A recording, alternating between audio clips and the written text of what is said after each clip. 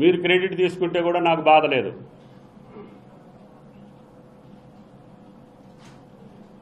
ఐదు సంవత్సరాలు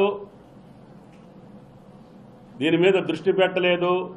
దానివల్ల ఫారెస్ట్ క్లియరెన్స్ లేదు, టన్నెల్స్ లేవు, స్ట్రక్చర్స్ లేవు. 8,000 కోట్లు ఖర్చు అయింది.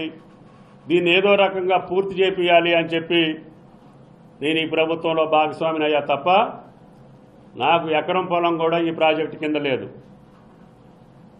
వైరా ప్రాజెక్టుకి, లంకాసాగర్ ప్రాజెక్టుకి తీసుకెళ్తుంటే కొన్ని రాజకీయ పార్టీలు సత్తుపల్లికి తీసుకెళ్ళడానికి ప్రయత్నం చేస్తున్నారని.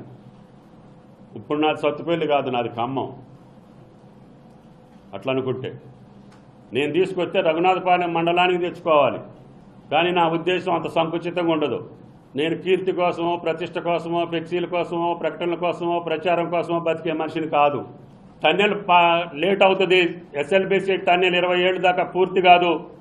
ఈ లోపల నాగార్జున సాగర్ నీళ్లు కరువు పీడిత ప్రాంతమైనటువంటి నల్లగొండకు జారాలి. ఫ్లోరైడ్ పీడిత ప్రాంతమైనటువంటి ఆ ప్రజలకి మీరు చూశారు, కాళ్ళు వంకరపై, నడువులు వంకరపై, మునుగోడు, దేవరకొండ ప్రాంతాల్లో ప్రజల యొక్క ఇబ్బందులకి మంచినీళ్ళు లేక ఫ్లోరైడ్ నీళ్ళకి బాధపడేటటువంటి వాళ్ళకి నీళ్లు అందించాలని చెప్పి ఎస్ఎల్బీసీ పూర్తి చేసి అక్కంపల్లికి బ్యాలెన్స్ రిజర్వాయర్ ద్వారా తాగునీరు ఇచ్చి హైదరాబాద్కి మంచినీళ్ళు కూడా ఆ పథకం ద్వారా అనుసంధానం చేశాం. 2 లక్షల ఎకరాలకి ఎస్ఎల్బీసీ ద్వారా సాగునీరు ఇచ్చాం. కింద ఫ్లడ్ ఫ్లో కెనాల్ ద్వారా మళ్ళీ ఒక 80,000 ఎకరాలకి నీళ్లు ఇచ్చాం. సాగర్ మీద ప్రతి లిఫ్ట్ మీద నా చెయ్యి ఉంది, నా పేరుంది. నేను నీళ్లు చల్లుకోలేదు, నేను క్రెడిట్ తీసుకోలేదు. ఆ రైతుల ఆనందం, ఆడ పంటలు చూసి ఆనందపడేవాడిని తప్ప ఫ్లెక్సీలు చూసి ఆనందపడేవాడిని కాదు. నాకు ప్రజల పరంగా సంతృప్తి ఉంది. కానీ ఈరోజు మాట్లాడే నాయకులతోటి ప్రజలను గందరగోళంలో పెట్టాలని, దాని ద్వారా రాజకీయ లబ్ధి పొందాలని అనాలోచితంగా నేను అభిమానించేటటువంటి వ్యక్తులు కూడా ఈరోజు పేపర్లో వచ్చినటువంటి మిత్రులు, మాజీ ఇరిగేషన్ మంత్రులు, మాజీ ఆర్థిక మంత్రి ఆయన గారు కూడా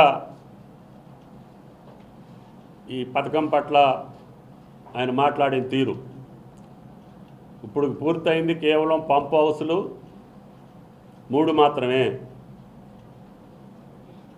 టన్నెల్స్ పూర్తి కాకుండా, ఈ 155 స్ట్రక్చర్లు పూర్తి కాకుండా, ఫీల్డ్ ఛానల్స్ లేకుండా, డిస్ట్రిబ్యూటరీస్ లేకుండా 1 ఎకరానికి కూడా నీళ్లు రావు.